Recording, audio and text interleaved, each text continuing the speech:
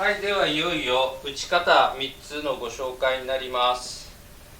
距離 1m でやってみますね。まず1番目の打ち方。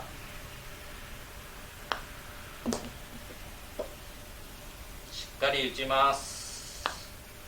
先ほども言いましたが、平地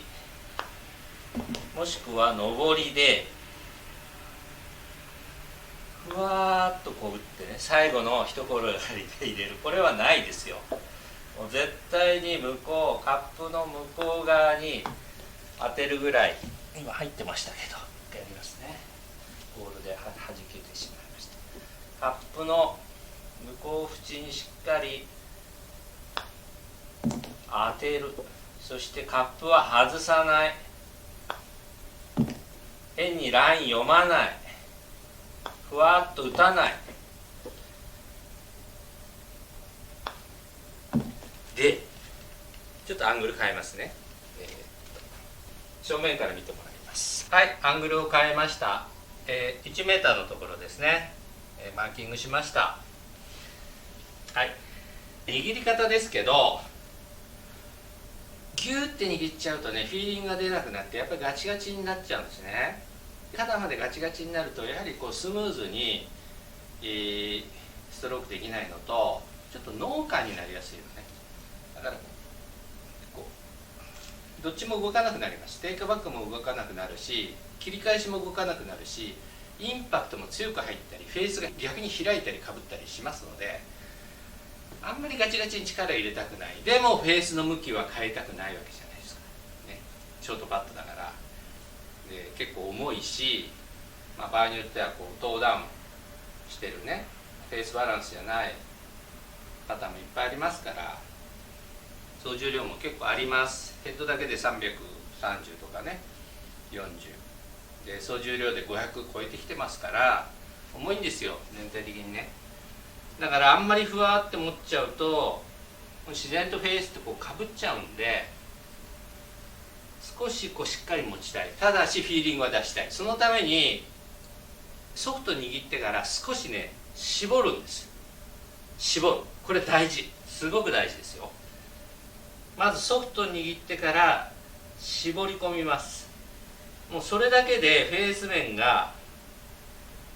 かなりね、こう振ってみたらふわっとやっている時よりもこうちょっと絞るんです。人によってこれ感覚違うんでね、いろいろやってみてください。ちょっと絞る、すごく絞る、最高で45度ぐらい絞っちゃっていいですか。このぐらいね。このグリップの話が一つ。それからね、左の手首、私右手首っていうのも言ってるんですが、今回は左手首です。左手首をしっかり曲げる。そして肘が、左手首を曲げようとするとどうしてもこういう形になります。左手、ここを曲げようとして曲げて固定です。肘を張るんです。これね、脇開いていいです。これね、こんな感じになります。かっこ悪いなんて言わないでください。ショートパット外す方がかっこ悪いですから。こうです。でこれ何がいいかっていうとですね、右手でリズム取れるんですよ。右で弾いて右で打ちに行っても、この2箇所の関節がブロックしてくれて、フェース面をかぶらせないようにちゃんとしてくれる。フェース面をかぶらせない、開かない、かぶらせない、開かない。あとはもうちゃんと届くようにカップの内側に打つだけというね。いやこれね、実績もあります。私自身いまだにこれやってます。特にショートパットでも緊張してきた時、緊張してきて難しいパットほど狙い通りのところにフェースを向けたいわけですよ、ね、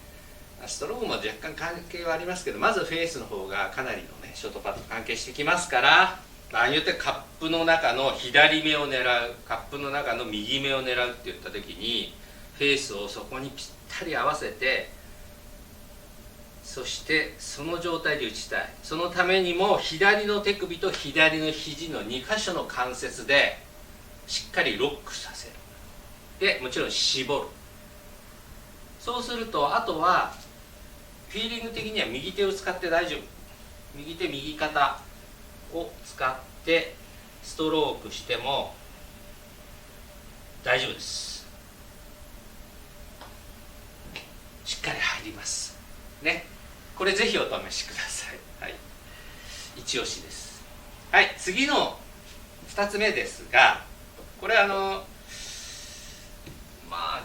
理はですね、やはり緩まないってことなんでしょうね。インパクトで緩まないということで、私他の動画でも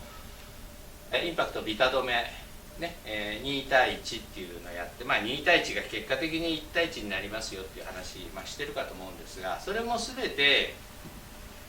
ふわっと打つとベースの面が変わったり、インパクトで減速したり、ベースの面が変わるってことは開くもかぶるもあるし、インパクトで減速緩む、この辺で干渉しちゃう、ね、緩めてしまうというね、現象が起きてきますので、しっかりとこのヘッドの力をコンとボールにコンとですね伝えられないということで、1メーターのみならずね、2メーター3メーターになってきても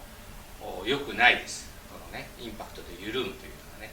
それでフォロースルーを大きくするというのもあるんですけれども、USPGA のプロのね動作解析をする中で、フォローがちっちゃいもんですから、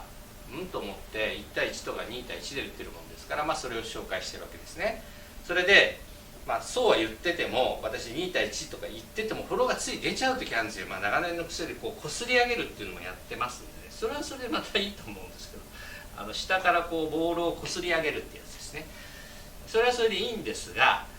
今回のはですね、打った後ヘッドを戻すというやつです。それ以外のところは軽く絞っておいて、打った後戻す。打った後ですよ。打った後ヘッドを右に戻すんです。はい、構えて打った後ヘッドを右に戻す。これね、なんでこれがいいのか、インパクトが緩まないってことだと思いますよ。戻すことをちゃんと考えてますので、この辺でダラーンとかふわーっていうねのがなくて、打ったなと思ったら戻すっていうことを考えてます。戻すにはそれなりに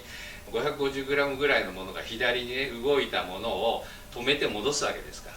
それなりに緩んでたらできないということなんです。ですから明確なその原因は定かではないんですが、これもおすすめなんです。この2つ目として、1つ目絞って左の手首をしっかり曲げる、肘も曲げる、そしてこことここはもう固定で、あとはもう右肩で打ちに行っていいです、ね、絞るのは忘れないでくださいね。それから打った後戻すに関しては、やっぱり多少これ今の1プラスやってもいいんですよ。絞り、肘、手首、そして打った後戻すやってもいいです、ね。ですから打った後戻すだけでいいやっていう人もいるでしょうし、今一番最初もご説明したのプラス戻すっていうね、これもあります。はい、じゃあ3つ目いきますね。3つ目は重いクラブなんで、重いクラブをその重さをうまく利用するために釣るっていうことですよ。釣る、釣ると言っても実際に本当に釣るって言ったらこうで80度以上の来角のパターは認められてませんからね。今大体70度じゃないですか、ね、こうやって持ち上げてるわけですよね。でそれを釣るようにすると、これね、金谷拓実プロとか菅沼菜々さんなんかもそうなんです。近くに立ってヒールが浮くんです、ね、でヒールが浮いて、これはね本当に脱力してて大丈夫。釣ってますから、そして釣ってて、この両手の中指のあたりで、私順手で持ってますけどね、こう持ち上げてませんからね。クラブをこうやって下から上に持ち上げてません。上から下に下げてるわけですよ。釣ってるわけですから、支えるところは両手の中指になります。中指に圧を感じながら、できるだけそのヒールを浮かせてください。それの方がより釣る感じになります。そしてあとは釣ってますから、もう振り子なんですよ。インパクトでパンチとかも全然入んないです。この打ち方つってますので、重いクラブにいいんですよ。重いクラブでそのまま振り子で打てるから、インパクトでパンチが全然入らずにつるんです。ちょっとアングル変えてやりますけどね。まあ早いグリーンいいでしょうね、これね。打たなくてもいい時で、フェースの面はつってますので、これ振り子で打ってるので、もう自然と上げたのをポーンとそのつってる振り子の感じでポーンと離してるだけなので、まあ打ちに行ってフェースの面が変わるとかインパクトが強すぎちゃうっていう、それがないんですよね。だから3つ目としては、これも1と2を試してダメだったらね、これもありかなとは思ってます。はい、ちょっとアングル変えてもう一回見ていただきたいと思います。はい、じゃあ最初の1の打ち方からやってみますね。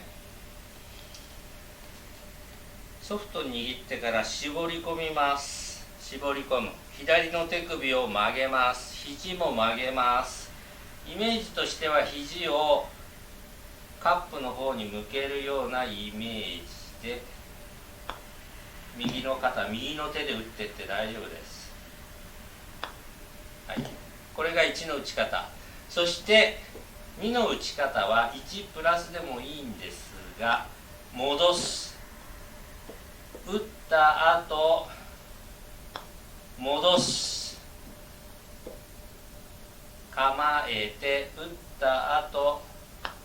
戻す。この打ち方です。はい、3の打ち方いきますよ。3はもう真逆です。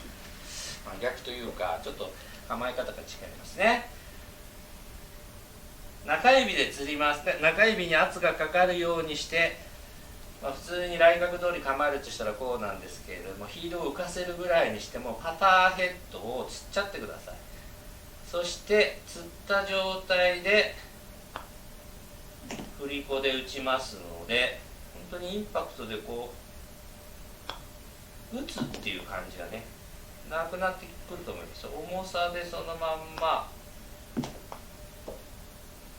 クラブヘッドを浮かせて、ヒールを浮かせて、はい、この3つの打ち方になります。ショートパッドでお悩みの方、もう一度整理しますとね、平地もしくは少し上り、これ大チャンスなんですよ。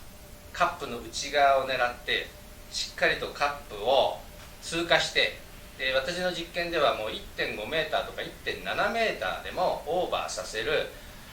強さですね。ですからもう倍以上の強さのボールでもカップの内側に行けば入ります。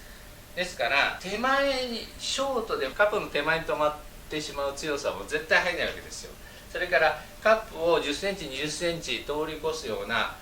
強さもやっぱり弱いから、不確定要素のね、グリーン上の凹凸の影響を受けることもありますよね。ですから本当に平地上りであれば1メーターはオーバーさせる強さでカップの内側を狙って打って大丈夫で、問題はですね、そのカップの内側にフェースの面がいかないってことですよね。優しいパットでチャンスなのにフェースの面が打つ時に開いたりかぶったりしてしまってカップの内側に行かないから、それで強く打ったら外れるでしょって、それはそうですよね。ですからそのチャンスの時に外れない打ち方として、まずフェースの面が変わりにくい握ってから絞るという、これやってください。で左手首肘両方で、関節の力を使って、ロック鍵をかける、ね余計な動きができないようにする。そしてこれは左手で上げて左手で、押してあげて左手で引いてもいいし、右手で引いて右手で押しても、このロックが肘と手首の関節と、絞りグリップ絞りでロックかかってますので、フェースの面がもう圧倒的に狂いにくいです。ですから構えたところでちゃんとカップの内側をしっかり狙ってればね、その方向に行きますから、あとはもう強さだけなんですよ。ちゃんと1 m オーバーさせるように打てれば入ります。でもう一つね、冒頭で言いましたが、難しいショートパットありますからね、それはまあグリーンのコンディションにもよるんですが、グリーンが 10.5 フィートとか速くて硬くて、そして、傾斜がある横、すごく奥に切られちゃった場合、ピンのね、あるいはすごい手前に切られちゃってグリーンに傾斜がある場面でなおかつ速いような、まあ、1 m でももうこうカーブを描いて入るようなイメージのパターは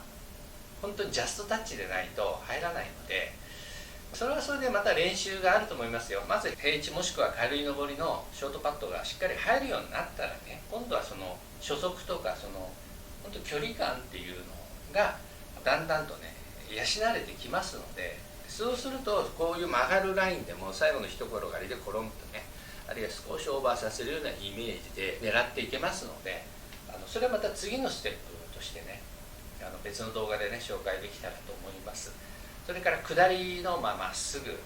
もしくは下りで曲がるやつね、下りはもう本当に 10.5 フィートで傾斜2度とかあった場合は、本当こうブレますから球がね、最初打った瞬間からもう全然ラインが外れちゃうことあるんですよ、微妙な凹凸でね、こういう回転のボールは打てませんから、それは難しいってことなんです。ですからアプローチでもファーストパットの後のセカンドパットでもその状況にいかないように、平地もしくは軽い上りのパットが残るようにね考えて、打っていくっていうのはまた次のステップとしてあると思います。そういう難しい状況でなく簡単な状況であれば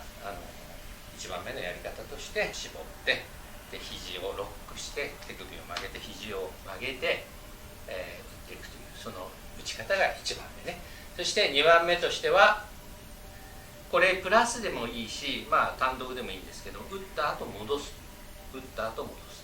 それが現代のやっぱり 550g 近い重さのね重量のパターを無意識にコントロールできる別のやり方と思ってくださいね。やっぱりね、あんまりいろんなこと考えたくないんですよ。お腹に力入れて胸に力入れて脇にこう締めてとかね、グリップ絞って肩で引いて肩で打つとかね、